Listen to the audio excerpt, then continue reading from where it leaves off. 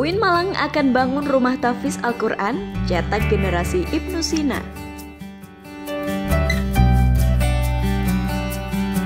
Rumah tahfiz Al-Quran ini akan dibangun di lahan seluas 1.500 meter persegi. Profesor Haris menyatakan bahwa rumah tahfiz Al-Quran ini dibangun untuk mencetak generasi bapak pengobatan pertama Ibnu Sina atau Avicenna, seorang legenda dan ilmuwan berpengaruh abad pertengahan masa kejayaan Islam.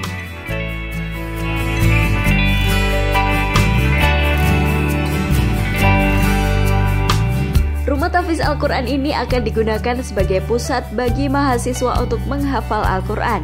Pembangunannya merupakan inisiasi dari Ikatan Orang Tua Mahasiswa atau IOM FKIK UIN Malang.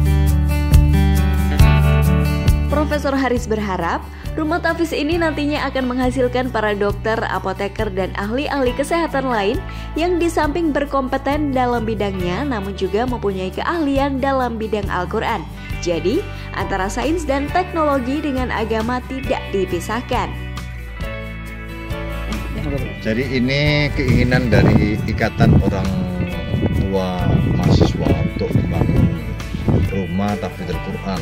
Rumah tahfiz Al-Quran ini akan digunakan pusat bagi mahasiswa untuk menghafal Al-Quran. Jadi teman-teman mahasiswa kedokteran, farmasi yang punya minat untuk menghafal Al-Quran maka diberi kesempatan untuk menempati di tempat ini, dan di sini juga diadakan kajian-kajian. Dan saya tidak tahu semuanya ini adalah keinginan IOM Fakultas Kedokteran dan Ilmu Kesehatan UIN Maulana Muhammad Ibrahim. Dan mudah-mudahan nanti dengan ini akan menghasilkan para dokter, para apoteker yang di samping menguasai atau berkompeten dalam bidangnya masing-masing, mereka juga mempunyai keahlian dalam bidang Al-Quran.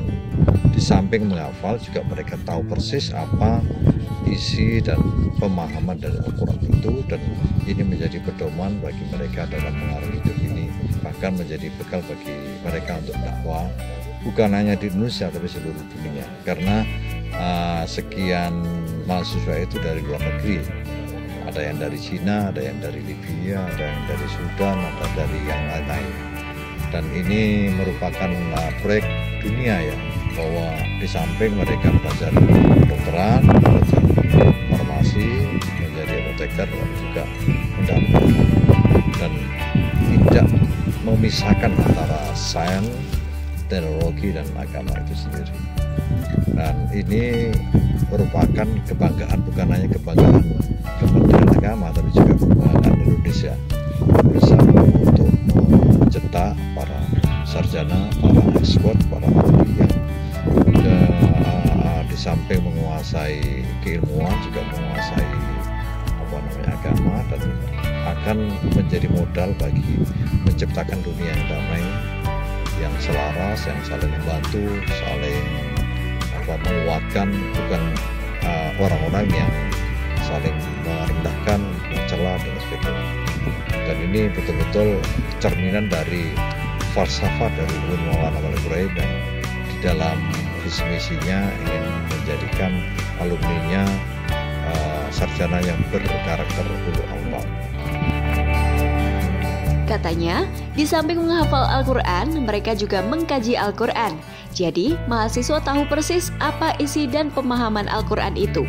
Dan ini menjadi pedoman bagi mereka dalam mengarungi hidup ini. Bahkan menjadi bekal bagi mereka untuk dakwah, bukan hanya di Indonesia tetapi juga di seluruh dunia.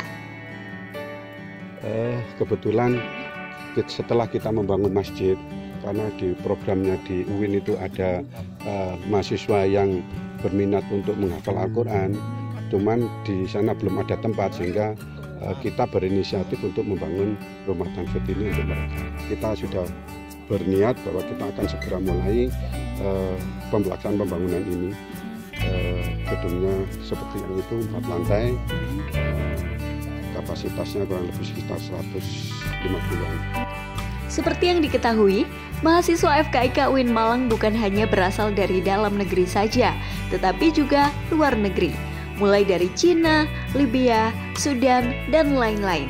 Maka dari itu, ini juga merupakan proyek dunia, Dan bukan hanya kebanggaan UIN Malang dan Kementerian Agama saja, namun juga kebanggaan Indonesia. Sebab Indonesia butuh mencetak para sarjana, para expert, para ahli yang di samping menguasai keilmuan, juga menguasai agama. Dan ini akan menjadi modal untuk menciptakan dunia yang damai, selaras, saling membantu, dan menguatkan. Jangan lupa like, share, komen, dan subscribe. Berita selengkapnya langsung kunjungi malangtimes.com ya. Terima kasih.